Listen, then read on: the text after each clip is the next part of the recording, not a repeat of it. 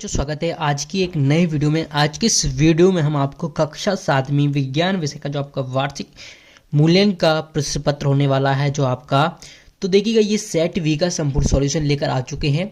तो ये आपकी उत्तर पुस्तिका रहेगी कुछ इस तरीके की इसमें, और इस तरीके से आपको एक क्वेश्चन पेपर देखने को मिलेगा। ठीक है, तो अगर आप इस क्वेश्चन पेपर को करोगे तो आपको टॉप करने से कोई नहीं रोक पाएगा। बस आपको ये करना है, इस वीडियो को अंत तक देखना है। ठीक है बच्चों, चलिए स्टार्ट करते हैं इस वीडियो को। देखिए हम यहाँ पर आपको सेट वी का क्वेश्चन पेपर है उसका सॉल्यूशन बता रहे हैं। अगर देखिए अगर आपके पास सेट ए सी डी आता है तो आपको घबराने की जरूरत नहीं है, क्योंकि सारे क्वेश्चन जो सेम रहने वाले हैं, बस क्वेश्चन का सीक्वेंस अदल बदल कर दिया जाएगा। अगर आप चाहते हो कि ए सेट का चाहिए सर, सी का और डी का चाहिए, तो आप लोग कमेंट करके हमें जरूर बताइएगा। देखिए सबसे पहले हम आपको एक क्वेश्चन पेपर बता देते हैं। इस तरीके से आपका क्वेश्चन पेपर आने वाला है पूरा का पूरा। यहाँ पर आप देख सकेंगे सबसे पहले 1 से 5 तक आपके 5 अंक के बहुविकल्पिक प्रश्न दिए जाएंगे। ये आपके 5 अंक निर्धारित करेंगे। देखिएगा यहाँ पर ये 5। इसके बाद आपका रिक्त स्थान आएंगे प्रश्न क्रमांक 6 से 10 तक। ये प्रत्येक अंक आपका 1 अंक निर्धारित किया गया है, इसके लिए आप यहाँ पर आप कर सकते हैं। अगला क्वेश्चन दिया गया अति लघुत्तरीय प्रश्न क्रमांक 11 से 16 तक दिए जाएंगे। इसके लिए आपका प्रत्येक प्रश्न 2 अंक का निर्धारित किया गया है, यहाँ पर देखिएगा। इसके बाद देखिए यहाँ पर आपके अगले क्वेश्चन से ये आपके अंक 2 के दिए गए हैं। इसके बाद यहाँ पर लघुत्तरीय प्रश्न आपसे पूछे जाएंगे प्रश्न क्रमांक 17 से 22 तक। तो ये आपका पूरा यहाँ पर दिया हुआ है, ठीक है, 22 तक। और जो आपको लास्ट आने वाले दीर्घोत्तरीय प्रश्न 23 से 26 तक, इसकी शब्द सीमा 75 से 100 शब्द होने चाहिए और अंक 5। तो इस तरीके से ये आपका पूरा का पूरा क्वेश्चन पेपर आने वाला है। तो चलिए हम इसका सॉल्यूशन देख लेते हैं। 100% आने वाले क्वेश्चन पेपर को हम लेकर आ चुके हैं बच्चों। देखिए ये आपकी उत्तर पुस्तिका होने वाली है। तो यहाँ पर देखिएगा हम कुछ इस तरीके से अब यहाँ पर सॉल्यूशन लिख रखा है, तो आप लोगों को घबराने की जरूरत नहीं है। ठीक है बच्चों, चलिएगा यहाँ पर देखते हैं हम आपको फर्स्ट क्वेश्चन यहाँ पर हम बताएंगे आपको। देखिएगा पहला क्वेश्चन से दिया गया है कि पत्तियों के सतह पर पाए जाने वाले सूक्ष्म छिद्र जो गैस का आदान प्रदान करते हैं कहलाते हैं। आपके सामने ऑप्शन दिए गए हैं जड़, तना, पुष्प, रंध्र, एस्टोमेटो। देखिए जो पत्तियों की सतह पर पाए जाने सूक्ष्म छिद्र होते हैं ना, वो आपके रंध्र एंड एस्टोमेटा होते हैं, यानी कि डी ऑप्शन आपका राइट हो जाएगा। ठीक है बच्चों, चलेगा। प्रश्न क्रमांक 2 दिया गया है कि क्षुद्रांत्र की आंतरिक भित्ति पर उंगलियों के समान संरचना कहलाती हैं। दीर्घरोम, अग्नाशय, यकृत या फिर अमाशय। देखिए जो क्षुद्रांश होती हैं उसकी आंतरिक भित्तियों की जो उंगली के समान संरचना कहलाती हैं। अगर आपने इस चैप्टर को पढ़ा हो तो आप सही तरीके से बता पाएंगे। देखिए इसका राइट आंसर हो जाए दीर्घरोम। ठीक है, अगला क्वेश्चन देखिएगा। प्रश्न क्रमांक 3 दिया गया है कि डॉक्टरी थर्मामीटर के बल्ब में किस धातु का प्रयोग किया जाता है। जो डॉक्टरी थर्मामीटर होता है, आपने देखा होगा, थर्मामीटर तो आपने देखा ही होगा, तो इसमें किस बल्ब का जो शक्ति है उसे किस धातु का प्रयोग किया जाता है। तो ये आपका पारा रहेगा, यानी कि बी ऑप्शन आपका राइट हो जाएगा। ठीक है, चलिएगा। प्रश्न क्रमांक 4 दिया गया है कि गर्म वस्तु से ठंडी वस्तु की ओर ऊष्मा का स्थानांतरण किस विधि द्वारा किया जाता है। आपके सामने ऑप्शन दिए गए चालन द्वारा, संवहन द्वारा, विकिरण द्वारा या फिर ऊष्मा का स्थानांतरण ही नहीं होता। तो देखिए इसका राइट आंसर हो जाएगा बी ऑप्शन, यानी कि संवहन के द्वारा ये किया जाता है। अगला क्वेश्चन प्रश्न नंबर 5 दिया गया है कि गुड़हल की पुष्प की पंखुड़ियों का बना सूचक अम्लों के साथ रंग देता है। नीला, हरा, गहरा गुलाबी या कोई रंग नहीं देता है। तो देखिए गुड़हल के जो पंखुड़ियों का सूचक अम्लों का रंग देता है वो आपका गहरा कैसा था, गहरा और गुलाबी देता है। तो आपका सी ऑप्शन राइट हो जाएगा। चलिएगा, अब यहाँ पर प्रश्न क्रमांक दिए गए हैं आपके 6 से 10 तक। रिक्त स्थान दिए गए। पहला दिया गया है कि पौधों एवं सजीवों में भोजन ग्रहण करने की विधि को कहते हैं। तो क्या कहते हैं, ये देखिए ये कहते हैं आपका स्वपोषी पोषण। तो यहाँ पर मैं लिख देता हूँ स्वपोषी पोषण।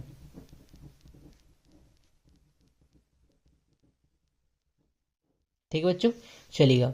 अब देखिए नेक्स्ट दिया गया है प्रश्न क्रमांक 7 दिया गया है कि हरे पादप खाली स्थान प्रक्रम द्वारा अपने खाद्य स्वयं संश्लेषित करते हैं। तो देखिए प्रकाश संश्लेषण के द्वारा क्या करते हैं, ये खाद्य आपका संश्लेषण करते हैं। राइट आंसर हो जाएगा प्रकाश संश्लेषण। अगला क्वेश्चन दिया गया प्रश्न क्रमांक 8 कि चबाने एवं पीसने वाले दांत कहलाते हैं। तो चबाने और पीसने वाले दांत कहलाते हैं आपके बुद्धि दांत। ठीक है बच्चों। अगला क्वेश्चन प्रश्न क्रमांक 9 दिया गया है कि अमाशय खाली स्थान का स्त्रावण करता है। तो आमाशय किसका करता है? गैस्ट्रिन का करता है, गैस्ट्रिन का स्त्रावन करता है। अगला क्वेश्चन दिया गया, आसुत जल की प्रकृति खालिस्तान होती है। तो आसुत जल की कैसी होती है? उदासीन होती है, आपकी उदासीन। चलिए अब यहाँ पर लघुत्तरीय प्रश्न दिए गए, इनके आंसर मैं आपको बताऊंगा, ठीक है। देखिए पहला दिया प्रश्न क्रमांक 11, जड़ द्वारा अवशोषित जल एवं खनिज पत्ती तक किस प्रकार पहुंचते हैं? तो देखिएगा इसका आंसर आप यहाँ पर देख पाएंगे, ये आपका आंसर दिया गया है, जड़ द्वारा अवशोषित जल एवं खनिज पत्ती तक वाहिकाओं द्वारा पहुंचते हैं। प्रश्न क्रमांक 12 का आंसर नहीं है, 13 का आंसर हम बताएंगे आपको। देखिएगा यहाँ पर 13 का क्वेश्चन नंबर 13 का आंसर दिया गया है कि मानव पाचन तंत्र में पाचक रस स्रावित करने वाली प्रमुख ग्रंथियों के नाम यहाँ पर पूछा है। तो इसका आंसर आपको इस तरीके से लिख लेना है कि आमाशय की आंतरिक भित्ति क्षुद्रांश तथा आहार नाल से संबंध विभिन्न ग्रंथियों जैसे कि लाल ग्रंथि यकृत अग्नाशय पाचक रस स्रावित करती है। तो इस तरीके से इस क्वेश्चन का आंसर आपको लिख लेना है। अगला क्वेश्चन से आपका दिया गया है कि प्रश्न क्रमांक 14, ऐसे पदार्थ जो ऊष्मा का स्थानांतरण नहीं करते उनको परिभाषित कर उदाहरण दीजिए। तो देखिए इसका आंसर आपको कुछ इस तरीके से लिखना है। देखिए कुछ अलग हो जाएंगे, वे वस्तुएं जो ऊष्मा का आसानी से स्थानांतरण नहीं करते हैं, उदाहरण लकड़ी, वायु आदि। तो क्वेश्चन नंबर 15 का आंसर नहीं दिया गया है। इन दो क्वेश्चनों के आंसर आपको कहाँ मिलेंगे मैं आपको बता दूंगा वीडियो के अंत में। क्वेश्चन नंबर 16 देखिए क्या दिया गया कि नीले लिटमस पत्र को एक विलयन में डुबोया गया, वह नीला ही रहता है, लिटमस पत्र में कोई रंग परिवर्तन न होने का कारण है। तो देखिएगा इसका आंसर आपको लिखना है कि नीले लिटमस पत्र को एक विलयन में डुबोया गया, वह नीला ही रहता है क्योंकि विलयन की प्रकृति उदासीन होती है। ठीक है बच्चों, अब देखिएगा यहाँ पर आपकी लघुत्तरीय प्रश्न दिए गए हैं 11, 17 से 22 तक। तो ये प्रत्येक 3 अंक के लिए आपका निर्धारण किया गया है। तो पहला क्वेश्चन हम इसका आंसर देखेंगे। पहला क्वेश्चन से दिया गया है कि पादपों में सहजीव संबंध का उदाहरण सहित लिखिएगा। तो चलिएगा इसका आंसर आपको कुछ तरीके से लिख लेना है। इसका आंसर लिखना है, देखिए तो इस तरीके से इसका आंसर लिखना है कि कुछ जीव एक दूसरे के साथ रहते हैं तथा अपना आवास एवं पोषक तत्व एक दूसरे के साथ बांटते हैं। उदाहरणतः कुछ कवक वृक्षों की जड़ों में रहते हैं, वृक्ष कवक को पोषण प्रदान करते हैं, बदले में उन्हें जल एवं पोषकों के अवशोषण में सहायता मिलती है। ठीक है बच्चों, अगला क्वेश्चन देखिए, क्वेश्चन नंबर 18 दिया गया है कि उस कार्बोहाइड्रेट का नाम लिखिए जिसका पाचन रूमिनेंट जुगाली करने वाले जानवर द्वारा किया जाता है परंतु मानव द्वारा नहीं किया जाता है। तो इसका आंसर लिखना है आपको, उस कार्बोहाइड्रेट का नाम सेल्यूलोज है जिनका पाचन रूमिनेंट द्वारा किया जाता है। सेल्यूलोज द्वारा पचाया जा सकता है लेकिन मनुष्यों में नहीं होता है। अगला क्वेश्चन नंबर 19 दिया गया है कि प्रयोगशाला तापमापी तथा डॉक्टरी थर्मामीटर के बीच समानताएं तथा अंतर लिखिएगा।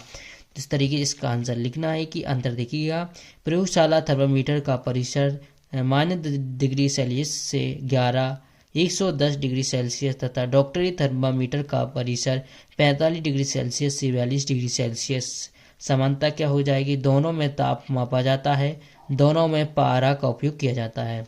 तो बच्चों इस तरीके से और भी क्वेश्चन दिए गए, हम सभी क्वेश्चन इस वीडियो में डिस्कशन नहीं करेंगे। देखिए कुछ क्वेश्चन का भी यहाँ पर सॉल्यूशन बचा हुआ है। देखिए आप चाहते हैं कि सभी के सॉल्यूशन की पीडीएफ फटाफट से मिल जाए तो आपको क्या करना है, टेलीग्राम चैनल और व्हाट्सएप चैनल की लिंक वीडियो को डिस्क्रिप्शन दी गई वहाँ से उस क्लिक करके आप टेलीग्राम चैनल व्हाट्सएप चैनल को ज्वाइन कर लीजिएगा, वहाँ पर आप ये वीडियो देखने को मिल जाएगी। वीडियो पसंद आए तो वीडियो को लाइक करिएगा और अपने दोस्तों में भी इस वीडियो को शेयर जरूर करिएगा। मिलते हैं नेक्स्ट वीडियो में, धन्यवाद।